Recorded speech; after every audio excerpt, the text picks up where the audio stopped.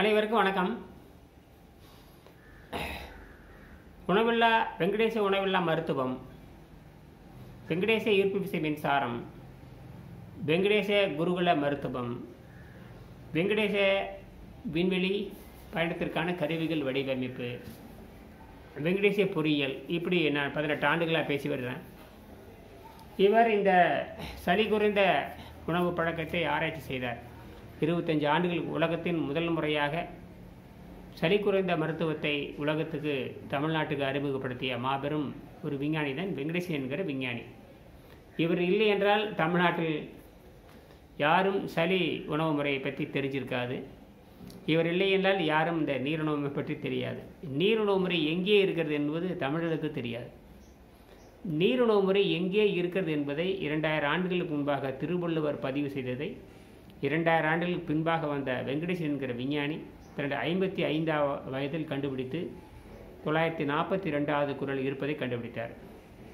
ஆக இதையெல்லாம் படித்துட்டு, இந்த நூலை படித்துட்டு பல பேர் பலவிதமாக பேசிக்கொண்டிருக்கிறார்கள். இதனால் தமிழில் இருக்கிற உண்மைகள் மறைக்கப்படுகிறது.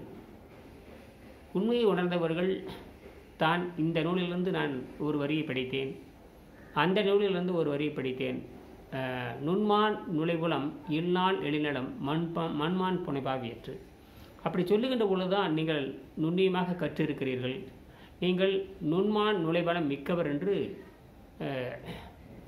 உங்களுக்கு நீங்கள் வெளிப்படுத்திக் கொள்கின்ற முறையாகும்.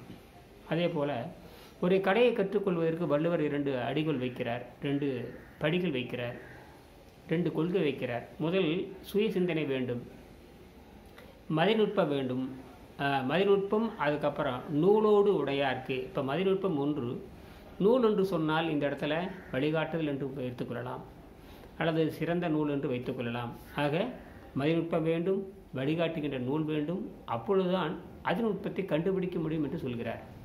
இதெல்லாம் தெரியாத சில தமிழ் உற்சாகிகள் தாய்மொழியை தமிழில் பேசிக்கொண்டு தமிழ் மொழிக்கு எதிராக இருக்கிற நிறைய பேர் இருக்கிறாங்க.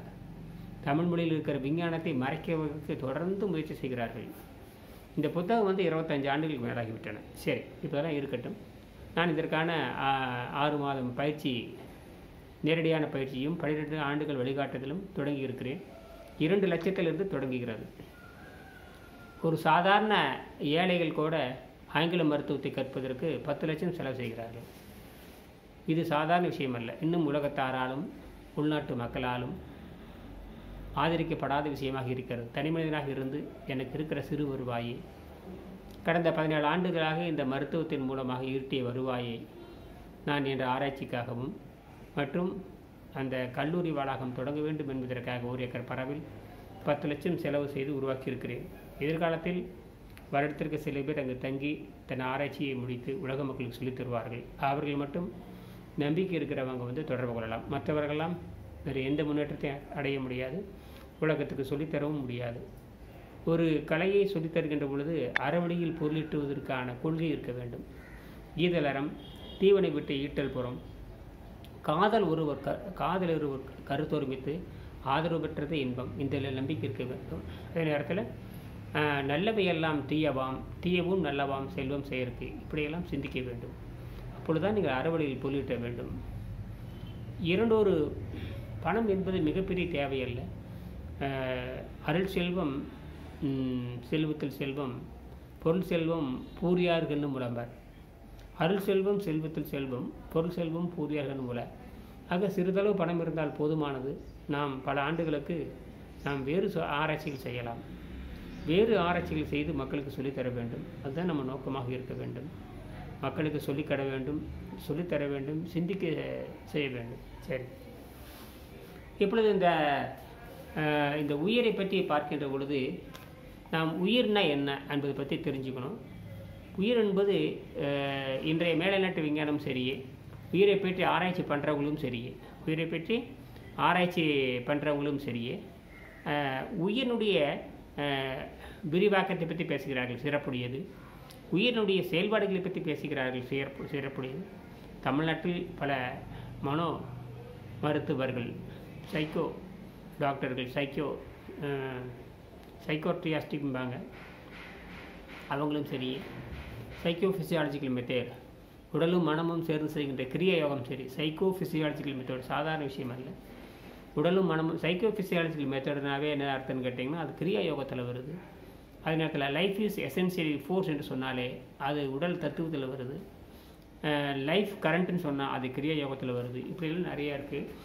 அதே நேரத்தில் உடல் உயிரானது தன்னை பிறந்து எடுத்துக்கொள்கிறது, உயிரானது தன்னை படி எடுத்துக்கொள்கிறது, உயிரானது தன்னை உருமாற்றிக் கொள்கிறது, உயிரானது தக்க சூழ்நிலை தன்னை மாற்றிக்கொள்கிறது, உயிரானது தகவமைத்துக் கொள்கிறது. இப்படி சொல்லிகிட்டே போகலாம். கிட்டத்தட்ட ஒரு 6-7 வகையான ஏறத்தாழ 7 வகையான அதனுடைய செயல்பாடுகள் இருக்கிறது. அதனுடைய பான்மைகளை பற்றி விளக்கம் இருக்கிறது. இப்படியெல்லாம் உயிரை பற்றி இருக்கிறது. நாம் ஒன்றை பற்றி சொல்லிவிட்டு நாம் அடுத்த இதுக்கு போவோம். பார்த்திங்கன்னா உயிர் என்பது ஒரு சக்தி. உயிர் என்பது ஒரு சக்தி. அந்த சக்தியை தாங்க இயலாத பொழுது மரணம் ஏற்படுகிறது. உயிர் என்பது ஒரு சக்தி. உயிர் என்பது ஒரு சக்தி. அதாவது இந்த புத்தகத்தில் உயிரை பற்றி விளக்கம் இருக்கிறது. இந்த புத்தகத்தில் உயிரை பற்றி விளக்கம் இருக்கிறது. நான் படிச்சிடுறேன். உயிர் என்பது ஒரு சக்தி. உயிர் என்பது ஒரு சக்தி. உடல் அந்த சக்தியை தாங்க இயலாத போது சாவு ஏற்படுகிறது. ஏன் சாவு ஏற்படுகிறது? அந்த சக்தியை தாங்க இயலாத போது சாவு ஏற்படுகிறது. அப்போ அந்த சக்தியை தாங்குமாறு எப்படி வைத்துக்கொள்வது?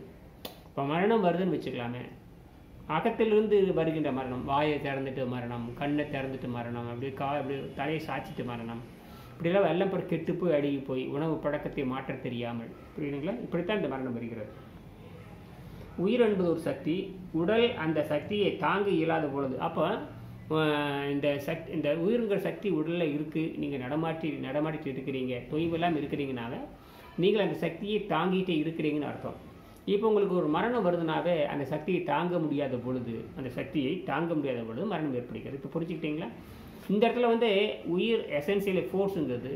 அதே நேரத்தில் இன்னொரு விஞ்ஞானம் என்ன சொல்லுன்னு கேட்டிங்கன்னா, உயிர் தன்னைத்தானே படி எடுத்துக்கொள்கிறது, உயிர் தன்னைத்தானே குட்டி போட்டுக்கொள்கிறது, உயிர் தன்னைத்தானே நகல் எடுத்துக்கொள்கிறது, இப்படிலாம் சொல்கிறாங்க. புரியுதுங்க? தகவமைத்துக் கொள்கிறது, தற்காத்துக் கொள்கிறது, சூழல் தன்னை மாற்றிக்கொள்கிறது. இப்படியெல்லாம் அது மாறிட்டே போகுது. இப்போ கூட இந்த வைரஸ், கொரோனா வைரஸ்ன்னு சொல்கிறாங்க பார்த்தீங்களா? எந்த மருந்துக்கும் கட்டுப்படாத நான் ஏற்கனவே சொல்லியிருக்கிறேன்.